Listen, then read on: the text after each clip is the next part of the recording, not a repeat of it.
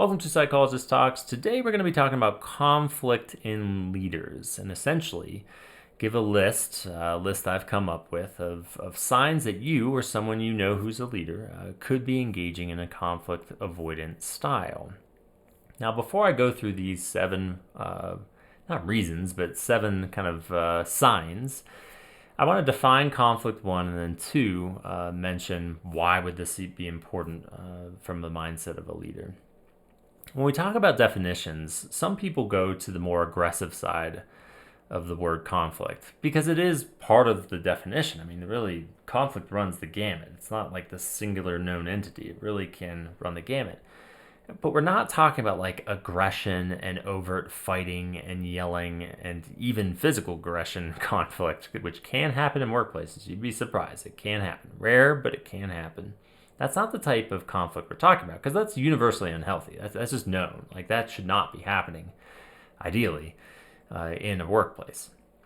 The type of conflict we're talking about today is the productive, potentially productive, and inevitable.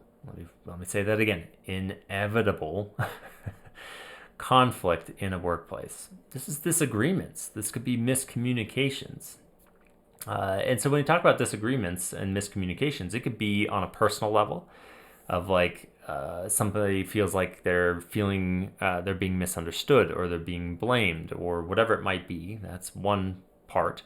The other can be disagreement about choices and directions, conflicts of ideas, discrepancies, and I mean, it's going to happen, both based on the product the organization is tending to, but also because when you gather human beings together, conflict will at least periodically occur, and so you need to be prepared for that. Which segues us into why is this important? Why would I need to engage in conflict resolution? Kind of the old guard ideology around this is like people just need to have their crap together, and if they've got something personal, they need to swallow it and make sure that they get the job done no matter what. And there's still a lot of people who will do that. But even when they do that, there is a consequence to the organization. There's always going to be a consequence when conflict is unresolved. At a kind of a base psychological level here is when leaders, and especially multiplicity of leaders or a team in of itself, becomes conflict avoidant. What it does is it first and foremost decreases psychological safety. Psychological safety, if you're unfamiliar, I encourage you to go look it up. In very brief, is basically saying like, I trust that I can express myself, I can express my opinions, I can give feedback without fear of retribution, essentially. That there is trust, that there is safety. We can lean in and have professional conversations. Now, psychological safety is shown to have direct ties to productivity and direct ties to, making sure a system is actively kind of engaging and evolving with their workforce, but also, whoever their consumer might be. And the reason why is when psychological safety starts to fall apart, communication begins to fall apart. And if we're not talking openly with one another, we're not really even tending to the issue at hand. So, never mind. Sometimes when, we're not offering feedback, we're not communicating, we never identify a problem to begin with. But let's say we get at least as far as to identify the problem, we start engaging in a change management process. We can still get to an outcome in that change management process that is not actually addressing the fundamental problem because people aren't richly, openly, vulnerably talking about the problem. They talk about a version of the problem. Not a version like, but a space version of the problem, but not the full problem.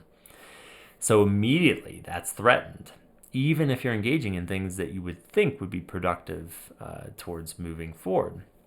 So if psych safety falls apart, communication and feedback falls apart, then what falls apart thereafter is engagement. People are not as tuned in. They're not going to be as creative. They're not going to be as collaborative. It is just, eyes to the ground. You're going to move forward no matter what. And attrition does eventually happen, though, too. So this cascading effect is something to be really tuned in on. You don't have to be a pro at conflict resolution, but you have to be willing to at least let some of it come up, or you're going to have significant negative psychological and straight up productivity impacts if you don't tend to this. If you want to agree to disagree, well, just close this episode now, because you're going to hate everything I'm about to say. But I would challenge you to stick around. So that is why it's important. And I guess I should note before we move to the list of 7 that I have here, if you think about and you're evaluating in this moment, or if you were to evaluate soon of like, where am I at, or where are my leaders at, it is, you can get hints of it, of like how effective you or someone else is when times are good. Because again, small conflicts are going to inevitably come up. But the true test of a conflict approaching leader is not when things are good, but when things are not so good or straight up bad.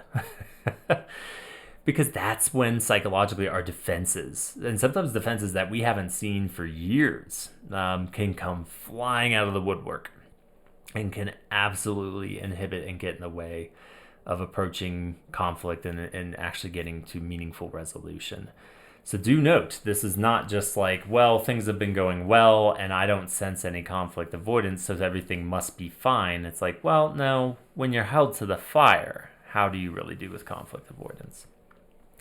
I guess I should note, if you identify that you're not doing well and things are pretty peaceful at work, then you got a lot of work to do. I'm not trying to be mean. It's just like, if it's even showing up there, you probably have a good amount of work to do. But normally it doesn't show up for leaders until, I shouldn't say normally, but often it does not show up for leaders until things hit the fan. So what's this list of 7 of potential signs that you could be a conflict avoidant leader? You or someone you know could be a conflict avoidant leader. I've got a list here because I don't want to get out of order here. Number 1 is a confusion of harmony with health. This is truly foundational. Harmony is a good thing. We all want to aspire, and any good business and organization aspires to points of harmony. Because when harmony is there legitimately, notice how I'll pause on that, legitimately harmonious, then things just flow, right? Like things they just go really, really well. However, it always requires work to get to that legitimate harmony. And this is where you can draw analogs to any relationship or any group, even outside of professional realms, where to really get to a place where you're truly communicating and engaging fully and robustly, you usually have to go through a little bit of conflict to get there. Now, that doesn't mean you artificially create conflict. Sometimes teams can operate for a good year, 2 years before conflict actually comes up, and that's okay, right? So you're still learning something in that more harmonious time period, as long as you're actively tending to like feedback and all these other things. And then when big conflict comes up, then it's time to learn. But it is not a threat. That is not at the disservice of eventual harmony. Conflict is essential for getting to legitimate harmony. This is like 101 stuff. But so many leaders confuse disharmony with like a loss of control and something unproductive, and then they will thereby try to preserve harmony at all costs, which comes at the disservice of meaningful conflict resolution. So that's number 1. Number 2, leaders can often scapegoat this term, quote unquote, professionalism, that because something feels uncomfortable, that means that somebody is being unprofessional. And this is super dangerous and super damaging. And it is the best way to almost immediately squash any legitimate feedback coming your way as a leader or to any system.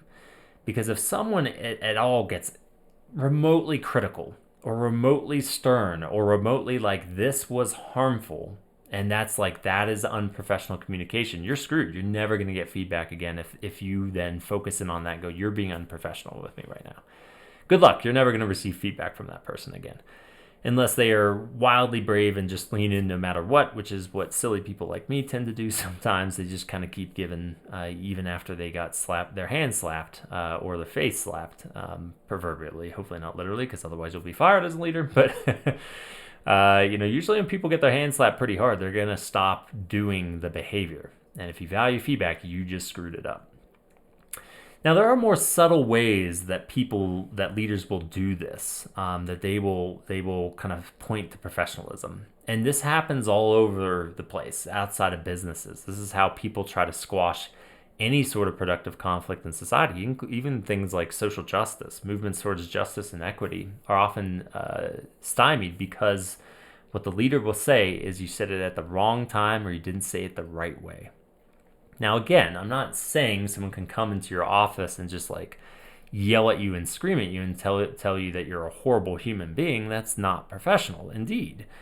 But there's a lot of gray zone before you get to that zone. And if someone offers you feedback and you go, I hear you, thanks for sharing that, but you shouldn't have said it then. Or the way that you said it at first didn't land with me well, and I want you to know that. And so it becomes this veiled threat of like, I could see you as being unprofessional just because you're being brave enough to offer me something critical that is useful. What I often tell leaders when I'm kind of talking to them is like, honor the bravery it took to get to that place. And sometimes when we're anxious and we're needing to be brave, we're going to be imperfect in how we communicate.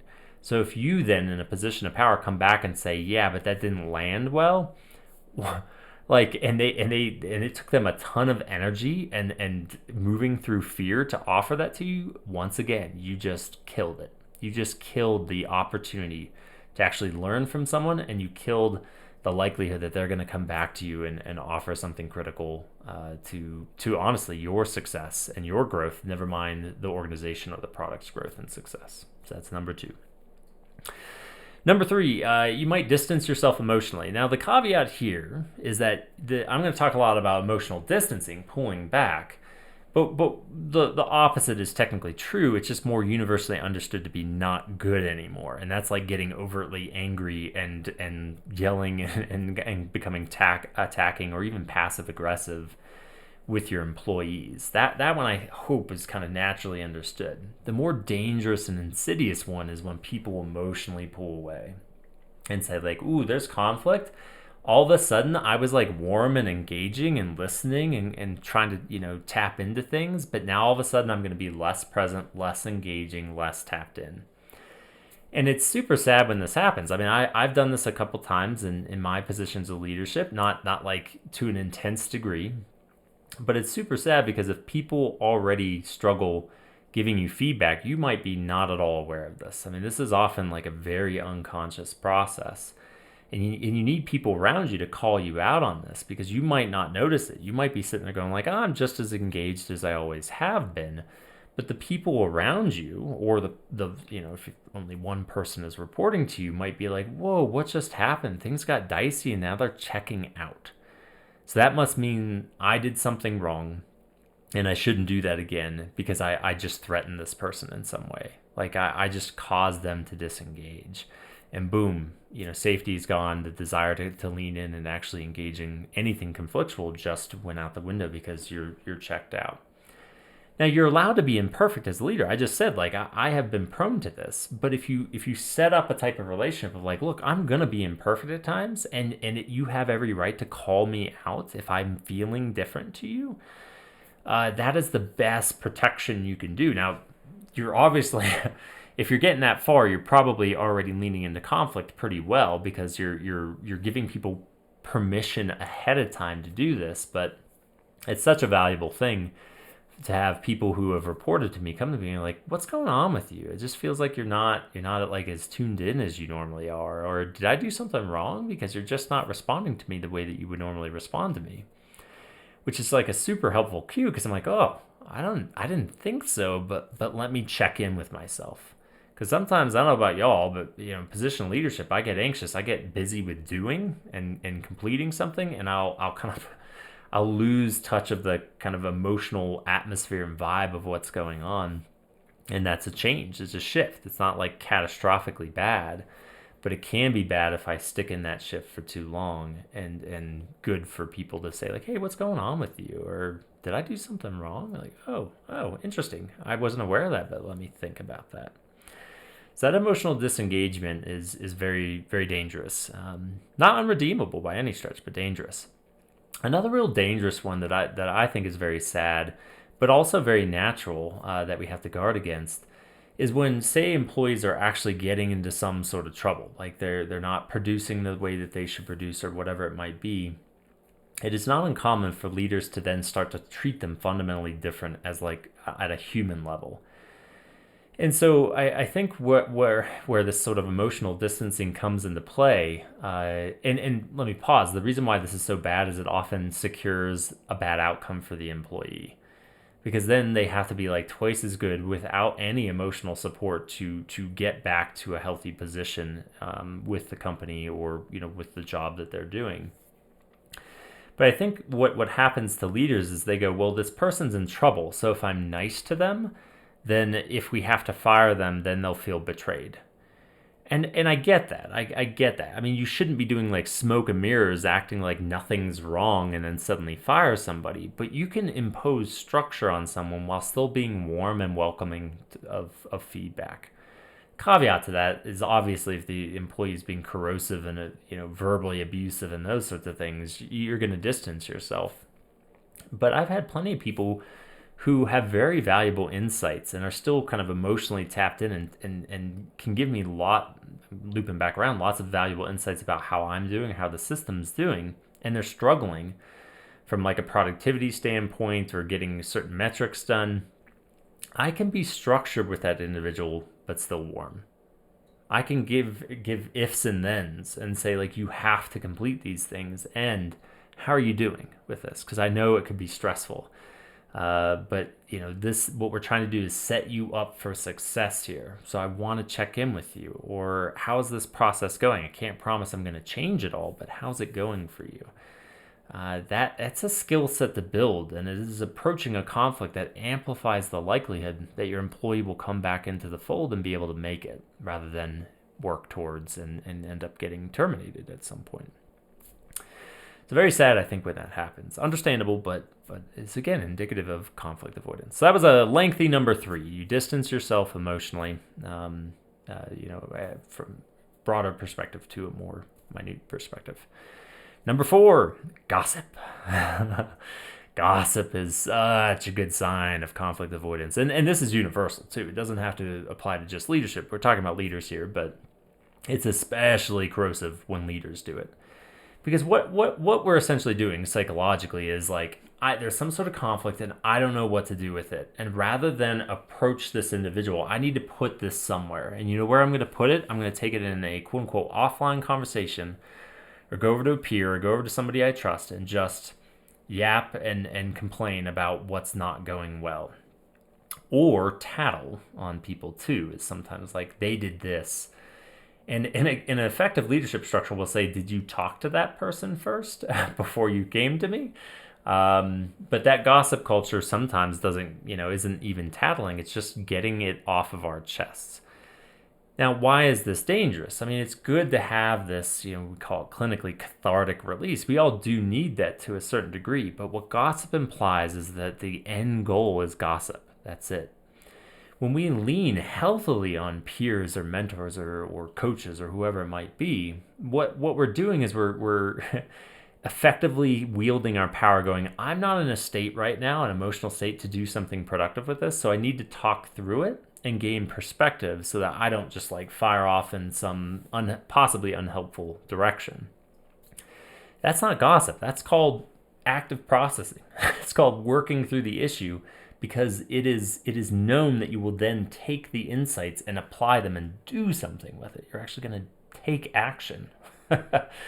Gossip, the end goal is simply that, gossip. And if you're gossiping, then it's not only not addressing the problem, what it begins to communicate like a virus through the system is the way you deal with conflict is to go to the side and complain about it. There's no space to actually confront people. And usually gossip comes with these other signs, because then when someone brings up conflict, everybody's like, whoa, this stuff is supposed to be taken offline, even if unhealthily so. How dare you put this in a public milieu? And it, again, squashes actual conflict resolution. That's number 4, gossip cultures. Number 5 and 6 are about feedback. So some of these, 1 through 4, the confusing harmony with health, scapegoating professionalism, distancing yourself emotionally, gossip cultures, sometimes they don't even allow feedback to happen. These next 2 are like, what do you do when feedback comes your way? Well, the first one is there's an overemphasis on positivity. This one is extremely dangerous and corrosive to productive conflict resolution because, I mean, on the bright side, at least someone's saying something that could be possibly conflictual. But an ineffective leader who does not engage in healthy conflict resolution and conflict approaching will basically try to delegitimize the feedback, often unconsciously, not intentionally. They will delegitimize the feedback by saying, like, you're so negative. What do you actually like here? And, you can eventually get there with someone. Like, say if someone's always complaining to you, at some point it would be appropriate to be like, now it's, again, how you word it is like, I appreciate how much you bring to me of what's, not going well. Like, it's super informative, but, just caring about you, I do wonder, like, is there some positive stuff in here too? But you'll notice that's like a long game thing. A lot of leaders who are conflict avoidant will do this within the very same meeting that they're hearing critical feedback. Because, again, they're confusing this with disharmony, going back to number one of like, there's something negative being delivered to me and that is too uncomfortable. I need to hear positive before I'm going to take this in. And it's so delegitimizing of the feedback because it's like, well, wait, this guy said something negative. Now you're forcing me to come up with something positive. Or another one that often comes up is like, well, I hear that there's that problem, but, I don't want to dwell on this. I don't want to just like sit here and complain.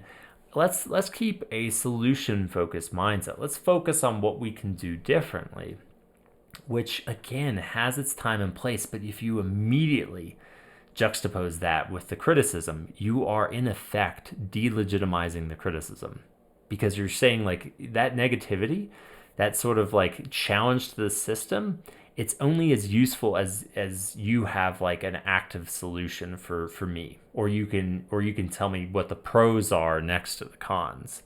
Then we can actually talk business here. And it just super sucks for employees because they're trying to be really brave and say like, hey, there's this challenging thing in front of me, and I want you to understand that. And then the leader says, I don't need to understand it. I just need to hear what's positive or what the solution is. What's super ironic about this is in the business world, there's a ton of like approaches out there about like positive and productive change management in the system. And those very change management systems talk about the importance of actually analyzing and understanding the problem before you move to a solution. So this conflict avoiding approach to hearing the feedback is even antithetical to these change management processes. What's pretty wild is when those two coexist. There's an active change management process that says like understand the problem, but then you have a leader who basically is saying like, I don't need to understand the problem. I need to understand that you're feeling positive about it and that you're thinking about solutions right away. So even when there is this desire to hear, if we rush too much to a solution, it can delegitimize actual critical, robust feedback. Now, don't mishear me. There are like these little tiny examples of that, of like it's a very tiny problem. You go to a leader and be like, hey, there's this tiny problem. And if a leader goes like, well, have we thought about solutions? You're not going to like alienate that employee more than likely. Like you're allowed to do that. But when things get a little bit more heated, a little bit more complex, it is wise to pause before you start jumping to solutions. So that was number 5. Number 6 is responding defensively to the feedback. And so, in this way, I think the most common problem is, defending your intent. It is natural as a leader that your intent is not always going to be read. The perception of your intent is not always going to match, basically. Some employees will absolutely be on the same page with you, but then others might mishear you. And other times, what you think you're going to do, your intention, is absolutely not at all. You could line up 10 people and all 10 of them be like, whoa, that did not land the way that you thought it was going to land. So it could be these sort of one-offs, but it can also be just a straight up, you are blinding yourself to what you think that you were doing. And so when someone offers you, again, going back to this idea of bravery, they're brave enough to offer you, like, I don't think that's landing the way you wanted it to, whether it's the initiative itself or how they communicate or how you communicated with them. And then you say, well, that's not my intent and that's what matters. Ooh, you just killed the conflict approaching in that moment. not unredeemable. We're prone to do this every once in a while. We're allowed to get defensive every once in a while if something's like really challenging. But if we're like 33, 44, 66% of the time, I don't know why I chose those those instead of like 25, 50, but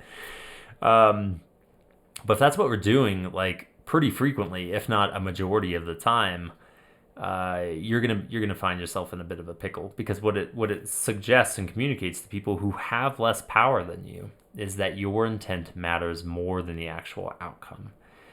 And leaders don't intend. I mean, so many of these things on this list, I want to really reiterate, are not conscious and intentional things. Like, leaders will convince themselves they're not doing these things, but they're absolutely doing these things.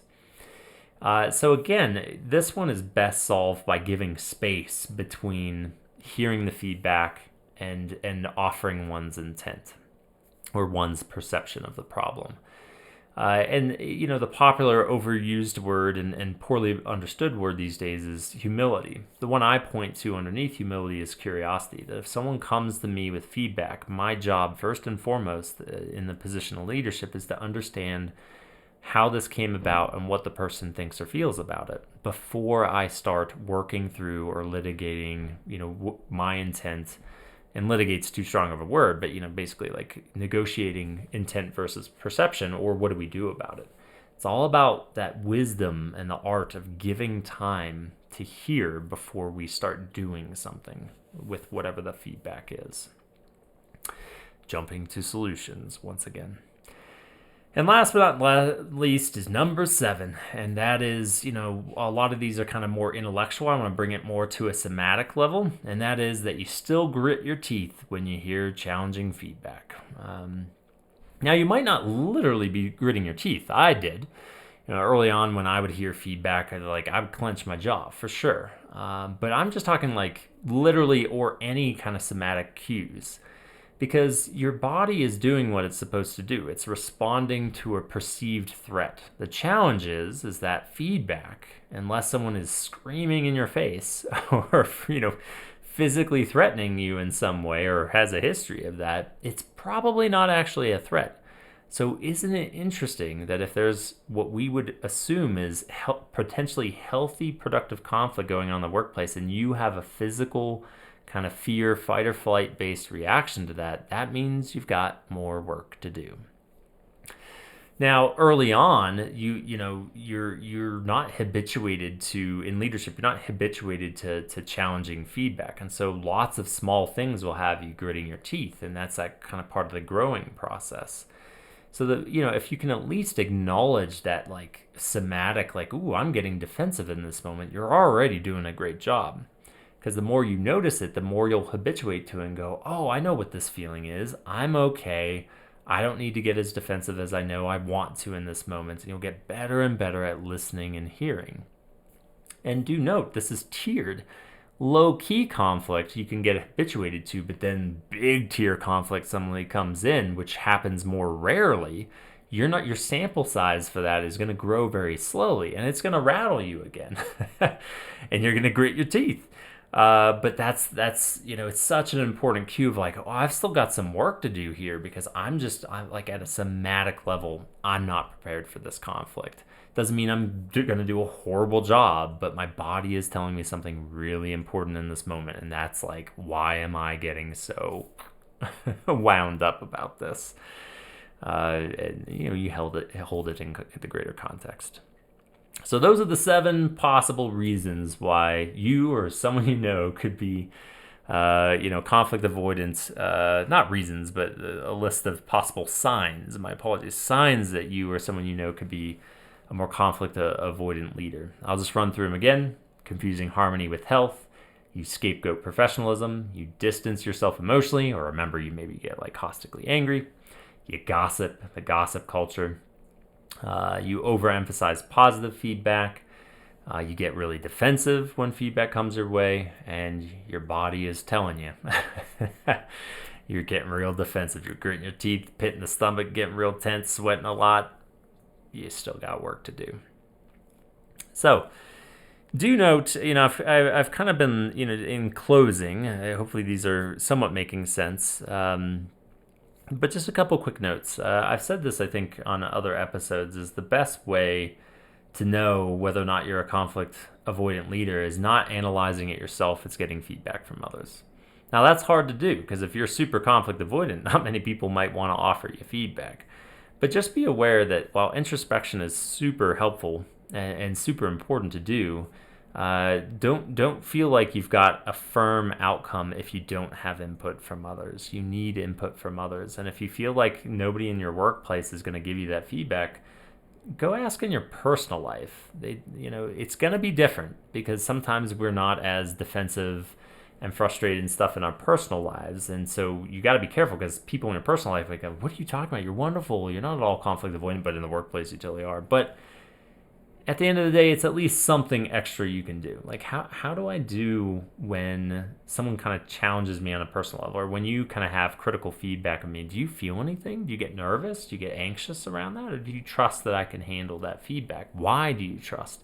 How do we get to that point to where, you had that kind of trust in me? And because that acts as a quasi-analog to maybe what your employees or direct reports might be experiencing.